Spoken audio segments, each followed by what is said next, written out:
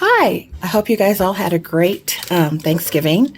Those of you who have taken my soap class know I talk about the different ways to like gift your soap, prepare your soap, or just to save your soap, like the boxes, the bags, the shrink wrap.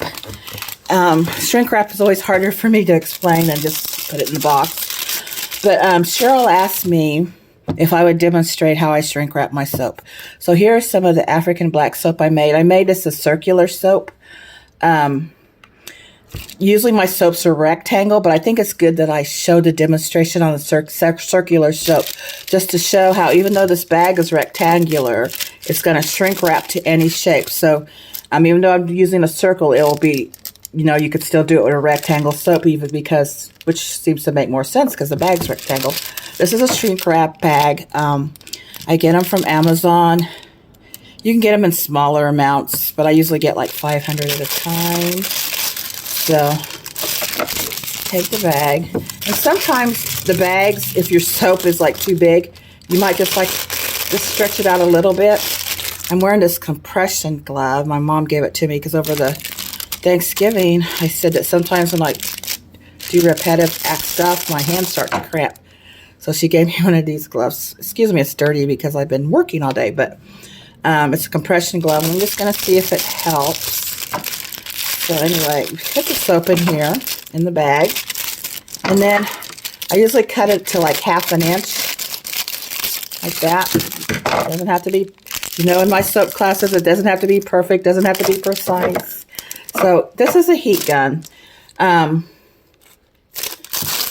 You can also use a blow dryer, but some blow dryers don't get very hot. If you do buy a heat gun, don't buy a very powerful one, because if you get one, my husband has one that he uses for when he does with his power tools and stuff. It gets super hot. It gets too hot. I could set stuff on fire with it. So make sure you get a heat gun that's not that powerful. This one says 300 W, 50 to 60 HCs, this is just perfect for what I do. So when you turn it on, you're just gonna hit the corners and go all around. And then I'll show you. Hope you can see this. Usually I let the heat gun warm up, but see how it's shrink wrapping it goes to the shape of whatever it is. And I just keep on.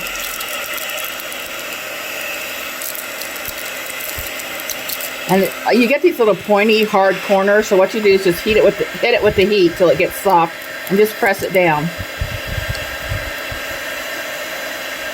Press it down.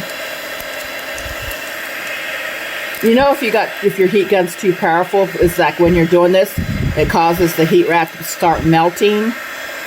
Then you probably got one of those professional heat guns. You need to leave that alone. So then I just go around the top. Just shrink wrap it down. There we go.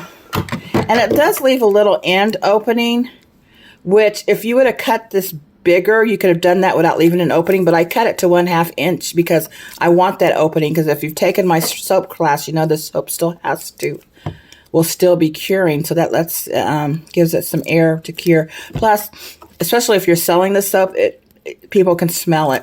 So I have my stamp for my business here on the front, and then I made the stickers. I just did round labels. I gave the information I want to put on the label. And then I put it on the other side of this stamp so I don't cover my stamp. There we go. So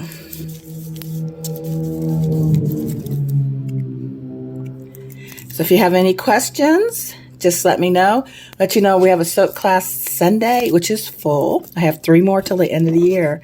So make sure you get enrolled in one of those soap classes, because the prices are going to go up in 2023.